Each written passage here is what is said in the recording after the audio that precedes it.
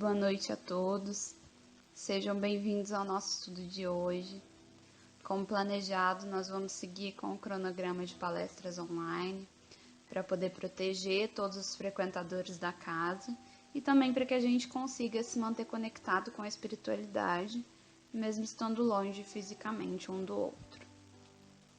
Hoje a gente vai ouvir a Alessandra, que vai falar sobre as mulheres que ajudaram Jesus em sua missão. E para começar, então, eu vou fazer a leitura de uma mensagem e a prece inicial logo em seguida. A mensagem é do livro Agenda Cristã, que foi editado pelo André Luiz e psicografado pelo Chico. E o nome da mensagem é Você Mesmo. Lembre-se de que você mesmo é o melhor secretário de sua tarefa, o mais eficiente propagandista de seus ideais, a mais clara demonstração de seus princípios, o mais alto padrão do ensino superior que seu espírito abraça e a mensagem viva das elevadas noções que você transmite aos outros.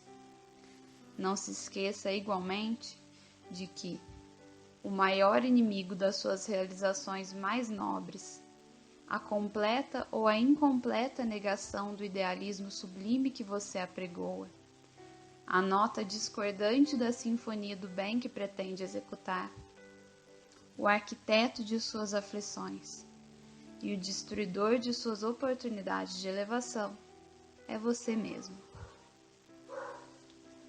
Bom, uma mensagem muito clara. A gente tem o costume de voltar o nosso olhar sempre para o outro. Sempre o outro faz isso, o outro faz aquilo. E a gente esquece que também é muito importante olhar para dentro de si mesmo. Tem uma frase que ela é bem clichê, mas que ela traduz bem a reflexão principal que eu acho que essa mensagem vem trazer. Que é: seja você a mudança que quer ver no mundo. E realmente a gente precisa olhar para dentro e buscar, né? O que é que eu posso fazer hoje? O que é que eu quero ver no mundo hoje e que eu posso fazer? Começar comigo.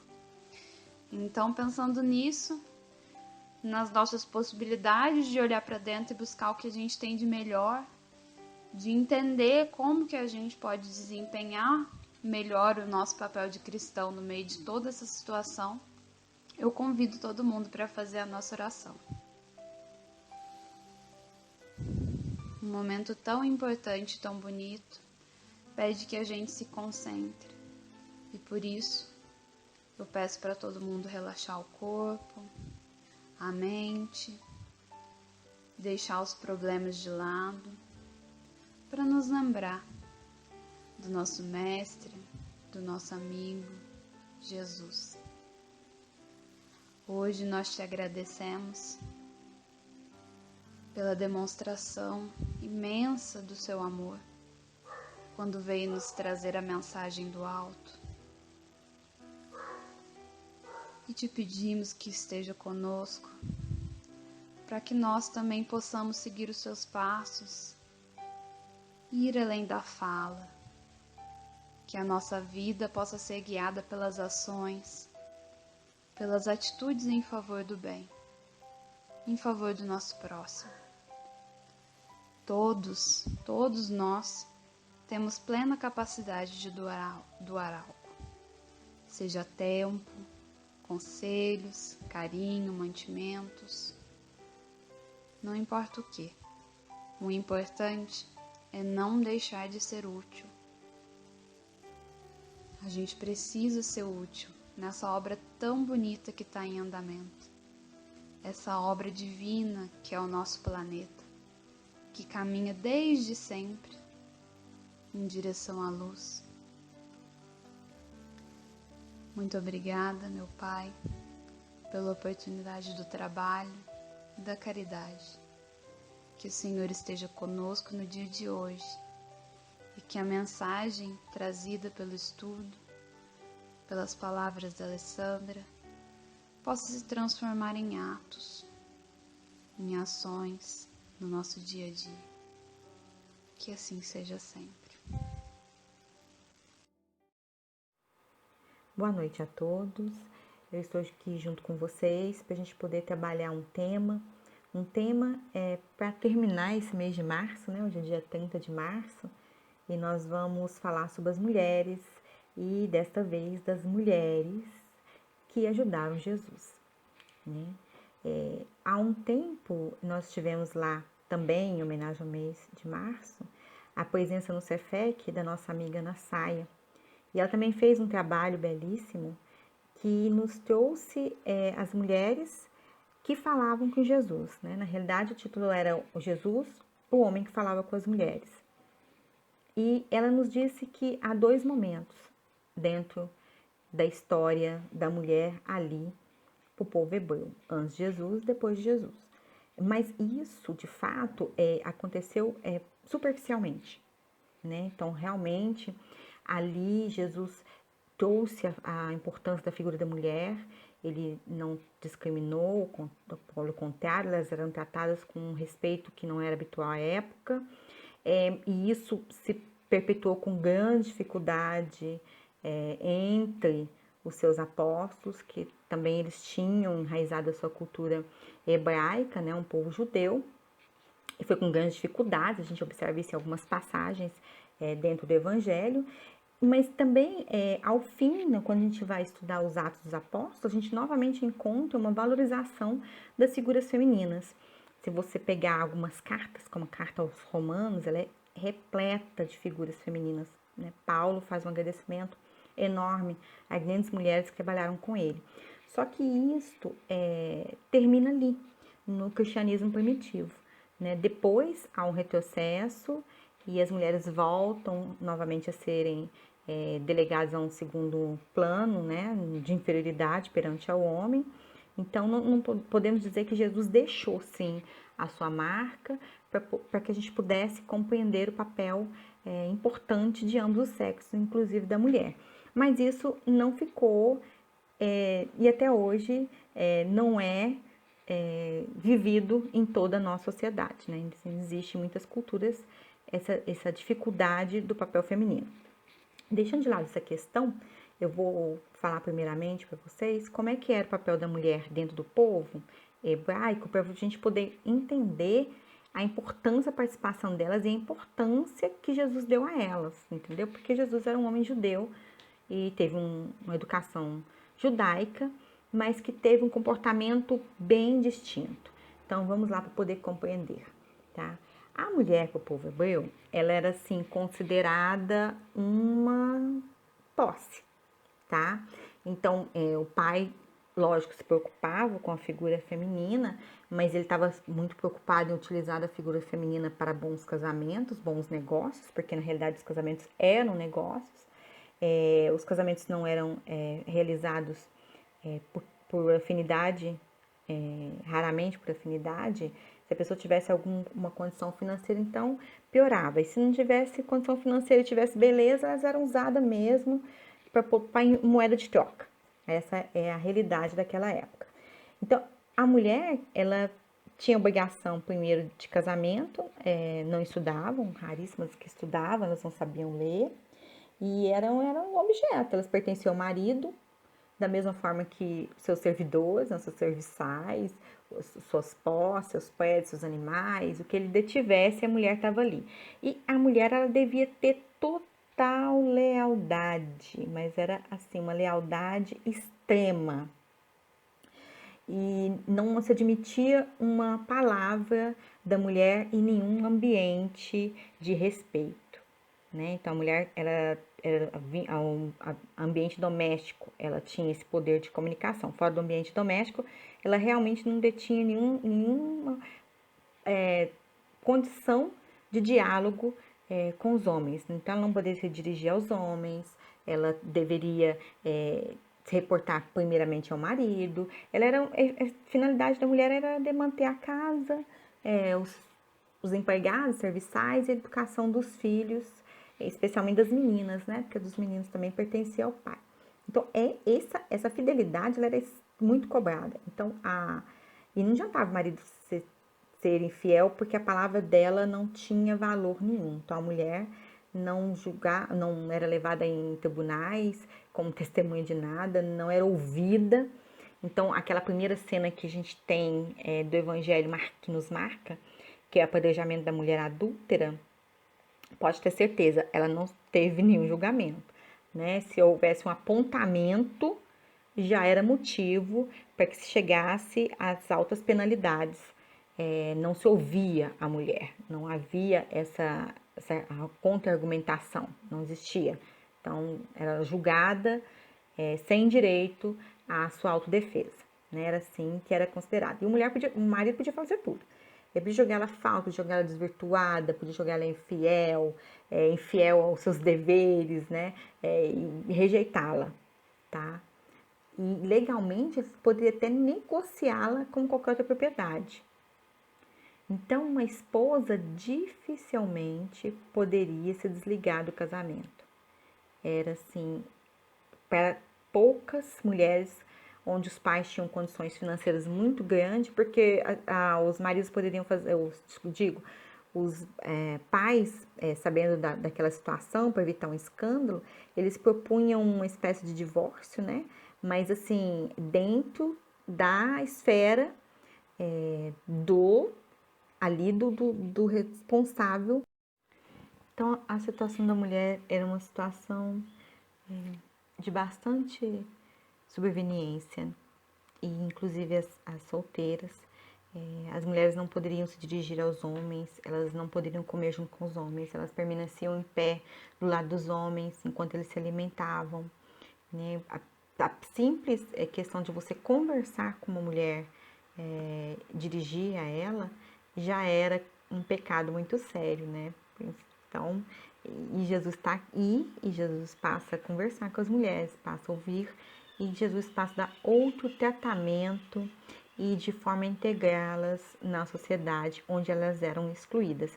Então, quando fala que Jesus veio para os excluídos, podemos incluir nesse contexto as mulheres, porque elas eram realmente excluídas dentro da sociedade. Antes da gente conhecer, então, que as mulheres que ajudaram Jesus, eu quero fazer só uma ressalva em consideração aquela passagem de João, capítulo 1, versículo 11, que é da mulher adúltera. Eu usei ela aqui para demonstrar como que a sociedade tratava as mulheres, mas a gente tem que ter já o conhecimento de que aquela passagem não teve essa finalidade, né? Era justamente porque a forma como Jesus tratava as mulheres já era distintas, e eles quiseram novamente colocar Jesus numa situação de conflito e ver sua reação, né? Ver como que ele se comportasse, ele se contradizer. Então, era mais uma das armadilhas. Além do que, existe uma grande discussão no meio acadêmico, né? Os teólogos discutem muito se essa passagem não foi construída ou inserida. Mas, questões à parte, ela serve para nos mostrar bem como que era vista a mulher dentro da sociedade hebraica. É no Evangelho de Lucas que nós encontramos essas mulheres, né, e a importância delas para o trabalho de Jesus. Então, é dito em Lucas, no capítulo 8, versículo 1, 3. Depois disso, Jesus ia passando pelas cidades e povoados, proclamando as boas novas do reino de Jesus. Os 12 estavam com ele e também algumas mulheres que haviam sido curadas de espíritos malignos e doenças. Maria, chamada Madalena, de quem haviam saído 7 demônios. Joana, mulher de Cusa, administrador da casa de Herodes. Susana e muitas outras. Essas mulheres ajudavam a sustentá-lo com seus bens. Então, o que a gente observa aqui com essa passagem? Apesar de o judaísmo considerar as mulheres impuras, né? Considerar as mulheres como inferiores, né? Considerar que as mulheres deveriam ser separadas, né? Eles admitiam que as mulheres contribuíssem financeiramente com seus rabinos e que elas pudessem servir dos seus bens, né? Então, isso não era nenhuma implicação condenável, né? O que eles tinham, a grande questão aqui, que eles tinham grande preocupação, é que essas mulheres doavam para Jesus e não para as suas sinagogas.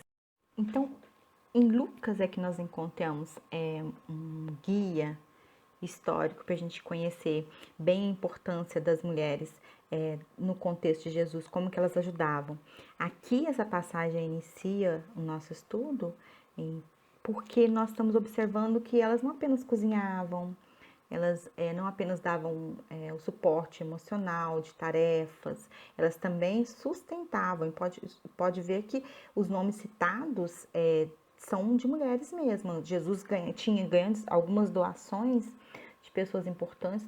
Então, essa colaboração feita pelas mulheres, ela era uma colaboração muito importante, porque essas mulheres permaneceram ali de Jesus. A gente tem conhecimento de que as mulheres estiveram com Jesus até o momento da sua crucificação.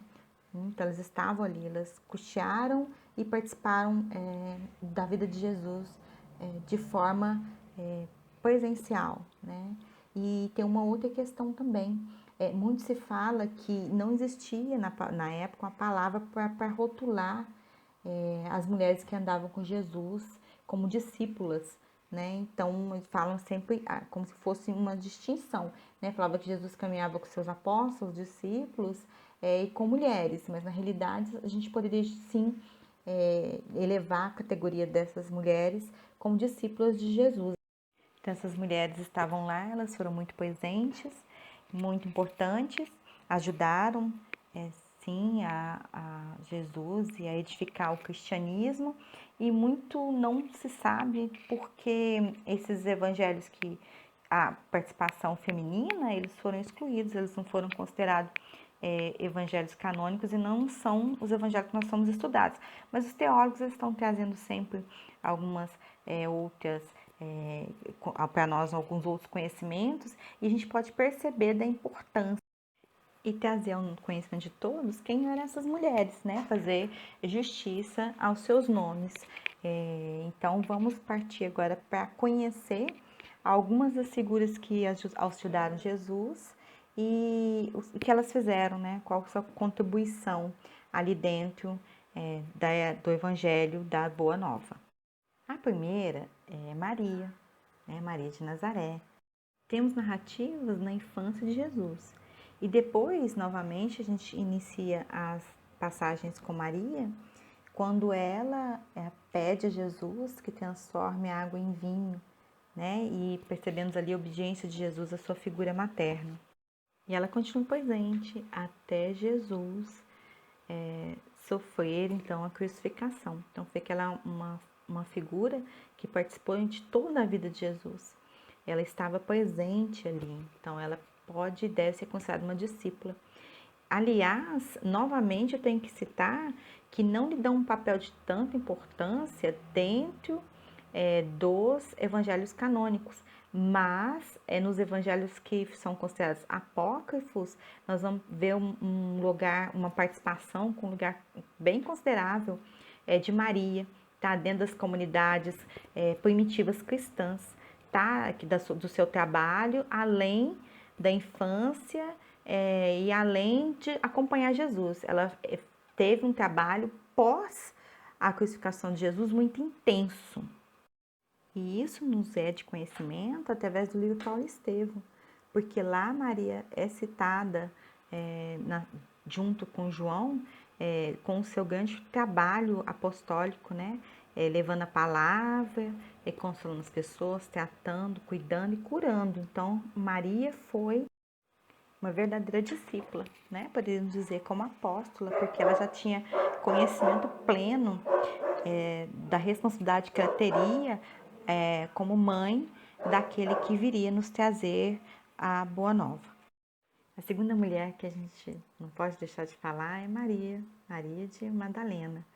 E eu sempre gosto de começar falando dela, quebrando a construção que o Papa Gregório Magno fez em um sermão de Páscoa, onde ele comete o equívoco de trazer em 3 personagens da Bíblia em uma única, né? Ele ali identifica Maria de Madalena como a mesma Maria de Betânia e como a mesma pecadora que unge Jesus com seu perfume. E a gente percebe claramente que são 3 pessoas diferentes. Então, o que se sabe de Maria de Magdala? Primeira questão do seu nome, né? Magdala. Então, tudo indica que Maria era dessa pequena cidade, uma pequena aldeia situada ali, aparentemente na Galiléia, e daí derivaria seu nome Maria de Magdala. Mas há também historiadores que dizem que o Magdala se refere à torre, à posição que Maria teria dentro do apostolado de Jesus. Ela é referida nos evangelhos como alguém, como outras mulheres, que cuidava de Jesus e colocava os seus bens ao serviço do grupo. Isso aí sugere que a Maria de Madalena era uma pessoa com recursos, que ofereceu sua devoção a Jesus, que a curara de 7 demônios. Aqui também nós temos que fazer uma ressalva, porque essa questão dos 7 demônios, ela não tem um significado que a gente possa imaginar. São 7 demônios que foram expulsos dela, né? Os 7 demônios refere-se a um poder nefasto, a um grande poder que a dominava, né? Então, ela foi curada desse poder nefasto que a dominava. E, a partir desse momento, passou por uma transformação interior e começou a dedicar-se ao apostolado de Jesus. Permaneceu com ele até a sua morte, né? E até a sua ressurreição, né? E depois também que a gente tem os relatos da Boa Nova, sua participação de Maria, de Madalena, após a morte de Jesus, tá? Mas o que é a grande questão? É que ela sofreu um amor muito grande por Jesus. Não nos interessa o tipo de amor que ela teve, mas foi um amor tão grande que mudou a sua vida e que mudou a vida de muitos na sua volta. Então, existe, assim, alguns evangelhos apócrifos que apresentam Maria como apaixonada por Jesus. Também, essa questão também a gente tem que entender que as palavras têm que ser muito bem interpretadas, né? Que na hora da tradução pode ter cometido algum tipo de erro, porque pelo que a gente conhece da figura de Maria, com certeza o seu amor foi um amor transcendental, foi um amor pela causa de Jesus. Jesus transformou, Jesus lhe fez renascer. Eu acho que isso é uma opinião minha, que deve ser por isso que ela foi a primeira pessoa a vê-lo na ressurreição, porque ela ressurgiu, ela renasceu após a sua cura, né? E nos evangelhos apócrifos, ela é tida como uma grande rival de Pedro, que ambos tinham fortes convicções cristãs, mas que tinham alguns embates em decorrência disso. Eu também, é uma questão que a gente tem que ser muito bem trabalhada, a gente tem que ter conhecimento, porque também Pedro era uma pessoa que também passou por uma transformação radical. A presença de uma mulher ali constantemente ao lado de Jesus devia lhe causar um certo estranhamento dentro das suas raízes, né, da questão machista até do judaísmo. Mas rivais, eu não... E eles tinham uma coisa em comum, que era o amor pelo mestre, né? E o amor por mestre transformou os corações. Então, ambos transformaram-se e lutaram pela causa de Jesus e tem grande importância para nós. Então, Maria de Magdala, ela é tida como apóstola, o apóstolo dos apóstolos, né? Ou seria, né, que a palavra não poderia ser usada no feminino, pela sua grande importância. Era uma mulher que também citada nos evangelhos canônicos, nos apócrifos, que detinha um grande saber.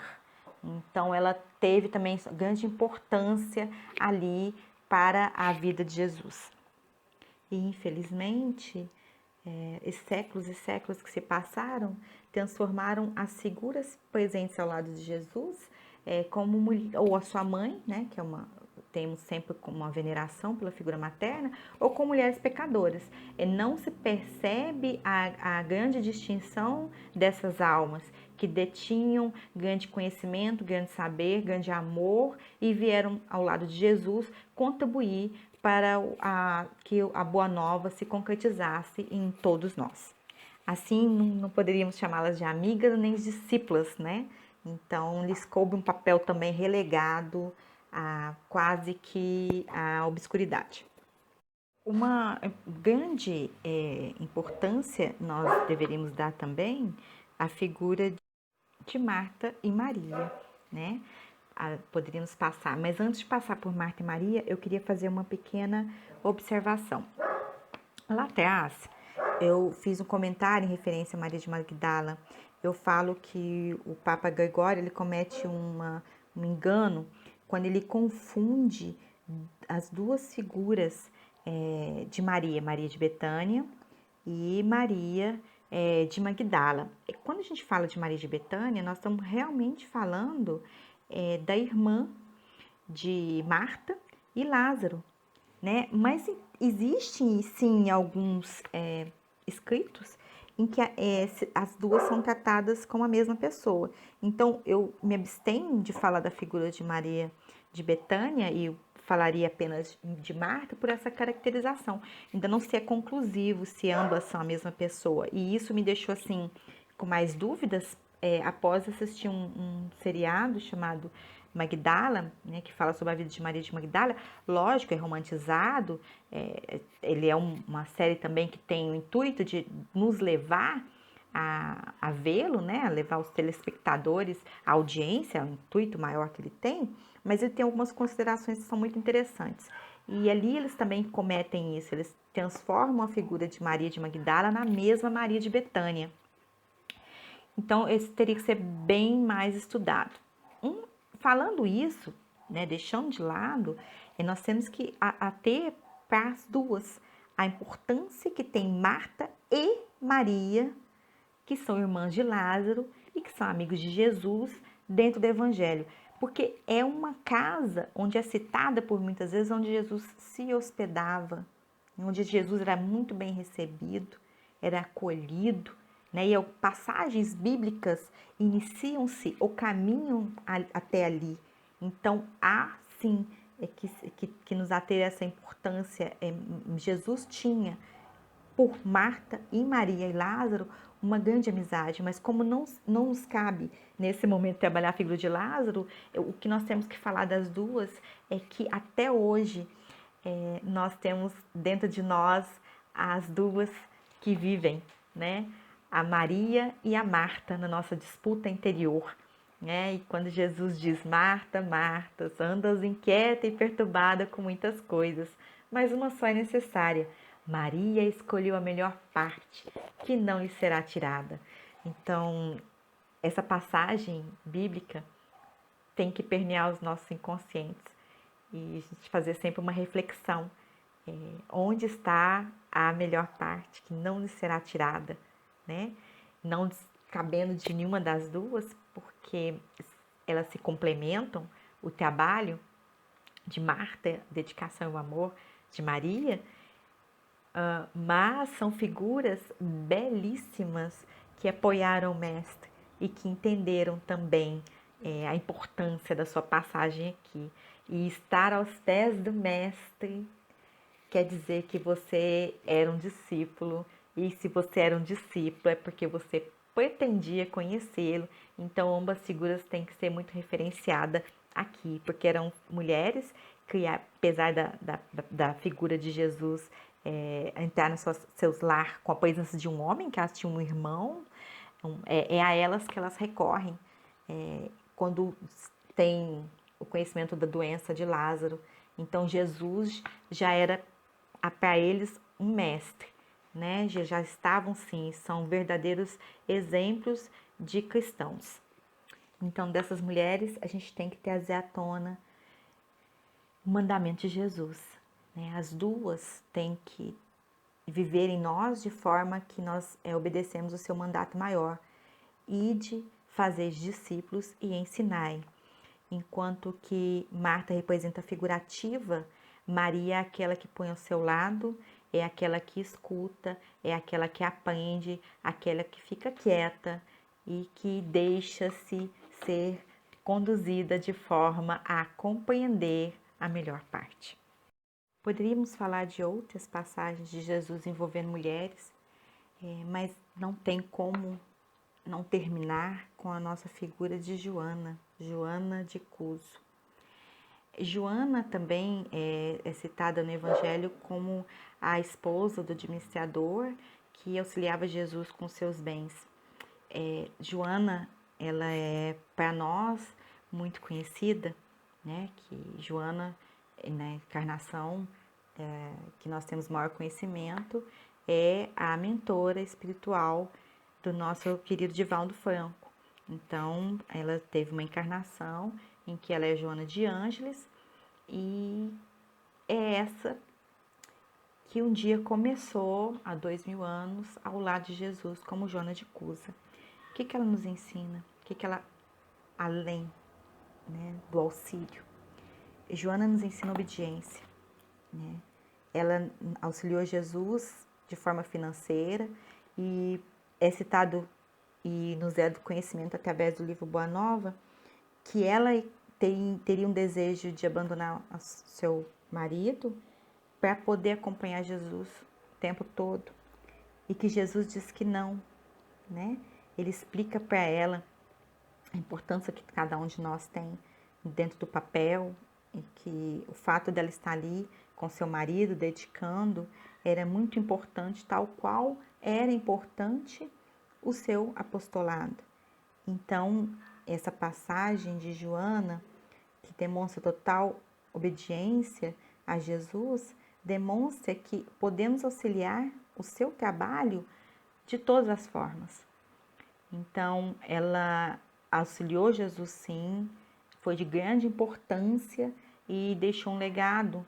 E esse legado para nós é entendermos que estamos a serviço do Mestre naquele local em que a nossa encarnação nos permite. Não precisamos abandonar ninguém, não precisamos abandonar nada e ir à procura de grandes causas, porque a causa em que fomos designados, ela é importante para o serviço de Jesus, né? Com certeza foi muito importante para a Joana aquele período em que ela se colocou na condição de uma mulher de posses, mas uma mulher também subserviente ao marido, com pouca expressão, cuidou do seu filho, da sua família, e que só depois, né, que também nós no conhecimento do desenlace, da desencarnação do seu marido, que era poetor ali, romano, né, que detinha, era administrador, ela pôde então se dedicar ao cristianismo, mas ela passou por todas as necessidades que ela deveria passar, por todo o aprendizado que ela deveria passar, e com certeza se ela tivesse pulado qualquer etapa desse aprendizado, ela não conseguiria chegar até onde ela se encontra hoje, que é nos auxiliando através do seu conhecimento psicológico profundo, em ligamento com Jesus, ou seja, de acordo com os ensinamentos do Mestre. Então, essa é a mulher que a gente tem que conhecer, a mulher que foi obediente e que foi resiliente e que soube esperar o seu momento. E é isso que nós, como mulheres, temos que entender também dentro do nosso papel. Nascemos com um propósito e que muitas vezes esse propósito pode nos parecer muito duros, porque os relatos são de constante desigualdade, posição de prioridade, ganhamos menos, né? Trabalhamos mais, né? Mas isso é de cada um. A gente tem que aproveitar a nossa oportunidade com resiliência, obediência aos mandamentos de Deus, promover sim mudanças. Joana promoveu as mudanças, promoveu o nosso crescimento espiritual, que muitas obras nos esperam e que somente almas que conhecem e sabem interpretar os mandamentos de Jesus verão um dia a Deus. Então é isso que eu queria passar para você, com essas figuras, para vocês com essas figuras femininas, que são mulheres que ajudaram Jesus no seu apostolado, mas também que vocês compreendessem que são inúmeras as mulheres que estavam ao seu lado, porque eram pessoas discriminadas. Então existiam sim mulheres abandonadas, viúvas, pessoas carentes, que inclusive foi um material de que foi mais apoiado depois por Pedro quando ele fez a mansão, a Casa do Caminho. Né? Ele veio com essa preocupação de amparar aquelas mulheres que andavam com Jesus. Então, todas que caminharam ao seu lado contribuíram de alguma forma. Todas nós estamos contribuindo de alguma forma. Então, nós devemos fazer como cada uma delas. Nos ver nas figuras de Maria de Nazaré, que soube visualizar o sacrifício materno, nos vê na figura de Maria de Madalena, que é uma mulher que que caminhou ao lado de Jesus, né? Que estava muito à frente do seu tempo, mas que um momento ela encontrou com a sua essência espiritual, com a nossa essência espiritual e mudou tudo. Deixou as paixões de lado e seguiu o Mestre, né? Devemos nos comportar como Marta, como Maria, nos comportar como tantas outras e nos comportar como Joana. Então, que Deus nos abençoe e que nos inspiremos nas figuras femininas do Evangelho. Que o nosso Pai Celestial nos dê a todos uma noite abençoada e que Deus esteja sempre à nossa frente e Jesus ao nosso lado. Que Deus os ampare e boa noite para todos vocês. Deus nosso Pai, que sois todo poder e bondade, dai forças àqueles que passam pela provação, dai luz àqueles que procuram a verdade, e ponde no coração do homem a compaixão e a caridade. Deus, dai ao viajante a estrela guia, ao aflito a consolação, ao doente o repouso. Pai, dai ao culpado o arrependimento, ao espírito a verdade, à criança o guia, ao órfão o pai. Que a vossa bondade se estenda sobre tudo o que criaste. Piedade, Senhor, para aqueles que não vos conhecem e esperança para aqueles que sofrem. Que a vossa bondade permita aos Espíritos Consoladores derramarem por toda a parte a paz, a esperança e a fé. Deus, um raio, uma faísca do vosso divino amor pode abrasar a terra. Deixai-nos beber na fonte dessa bondade fecunda e infinita, e todas as lágrimas secarão, todas as dores acalmar-se-ão. Um só coração, um só pensamento subirá até vós, como um grito de reconhecimento e de amor. Como Moisés sobre a montanha, nós vos esperamos com os braços abertos. Ó bondade, ó poder, ó beleza, ó perfeição, queremos de alguma sorte merecer vossa misericórdia. Deus, dai-nos a força no progresso de subir até vós. Dai-nos a caridade pura, dai-nos a fé e a razão. Dai-nos a simplicidade que fará de nossas almas o espelho onde refletirá um dia a vossa santíssima imagem. Que assim seja.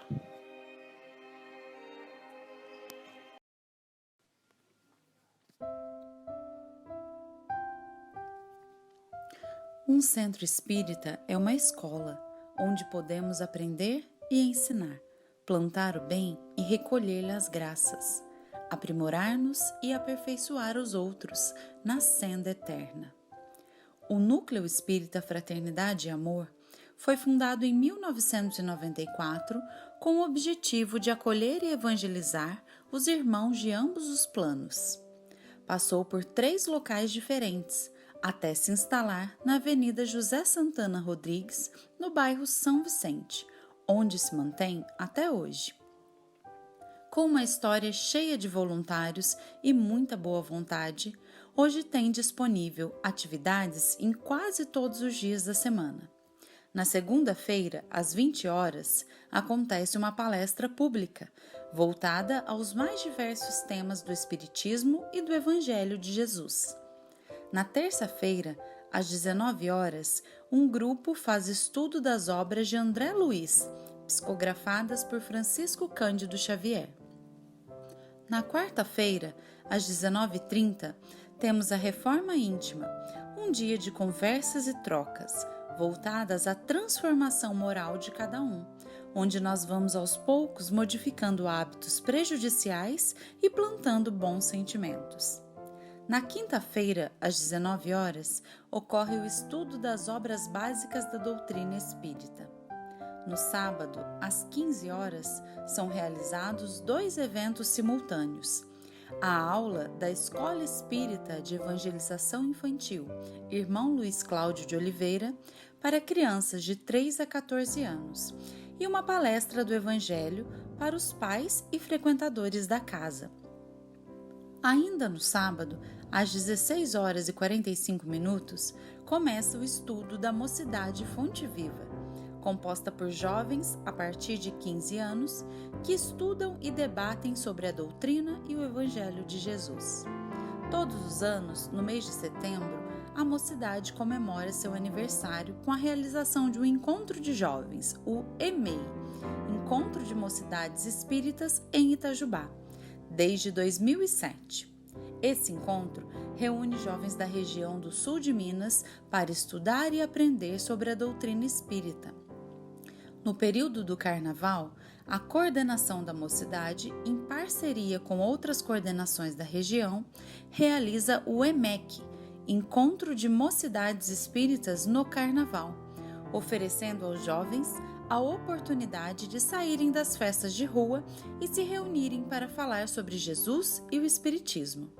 A casa também contribui com o ENEC, Encontro Espírita no Carnaval, onde os adultos se encontram por um final de semana para estudar a doutrina. O NEFA realiza diversas outras atividades, como atendimento fraterno, fluidoterapia, reuniões mediúnicas, assistência social, orientações e cestas básicas para famílias carentes, apoio às casas espíritas vizinhas com intercâmbio de palestras, entre muitas outras atividades. Somos um núcleo de estudo, de fraternidade, de oração e de trabalho, sempre prontos a receber, acolher e evangelizar a todos que procurem o nosso auxílio.